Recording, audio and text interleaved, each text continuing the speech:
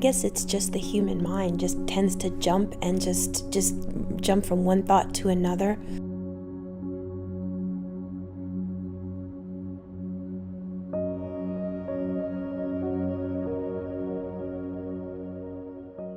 It's hard to stay still.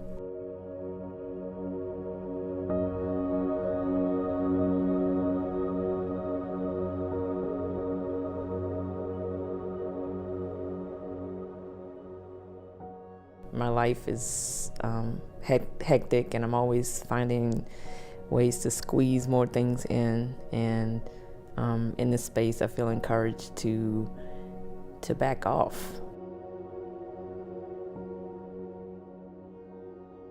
It's really okay to be quiet.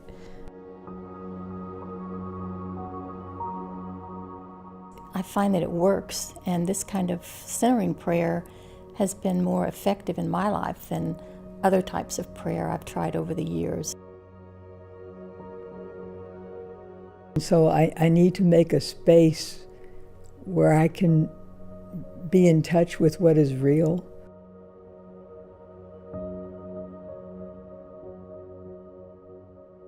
Practicing God's presence is probably the only thing that really relieves suffering. I had many arguments with God saying, why do we have to have suffering? Look how powerful you are. Couldn't you do something about that? But guess what? He won every argument. So I had to come up with surrender. It's a powerful phenomenon to surrender yourself to God. I really think this is a lot more transformative than I really imagined when I was the novice just wanting to feel some peace. It's like, this is really a whole lifestyle, and I want more of that.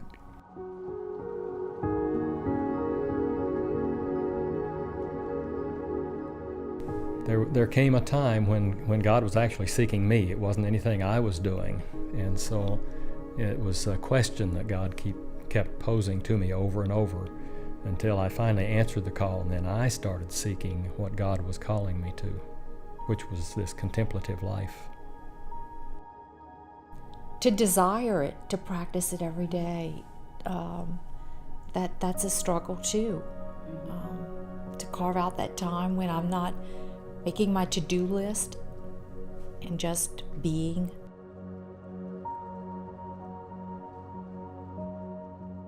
I tend to be a workaholic, and I find making time is one of my biggest challenges. And the other is to not judge my prayer time, to know that I showed up and did the best I could, and even though my mind is going all over the place, trust God. When we get together, we realize that we're not alone. It's nice to be with a group of people who are seeking the same thing or something similar. I am seeking closeness and intimacy with God. In contemplative practice, I think I seek God first, and then I seek others who are also on the same path.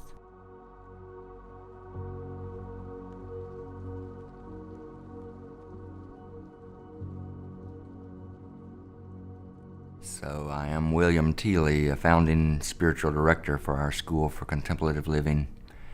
And we created this film for you out of a vision that happened after Hurricane Katrina in New Orleans wiped out so many of our homes and jobs.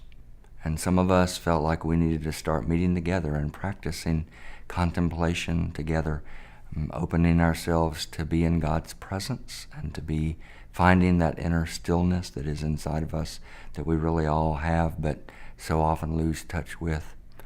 And so as we were practicing, not long after the storm, a vision came to mind of us sitting and experiencing this place of oneness.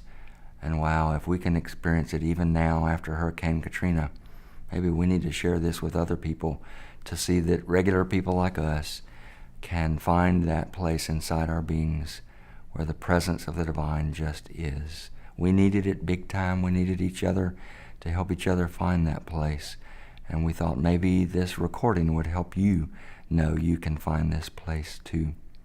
Over time, we formed a school for contemplative living, so a whole collection of contemplative communities all around the New Orleans region to try to practice these practices together. And what we found is that we really had a mission, and that is creating contemplative communities who practice the presence of God for personal transformation and radical engagement with the world. That's why we're here. That's what we hope you might find in your own life.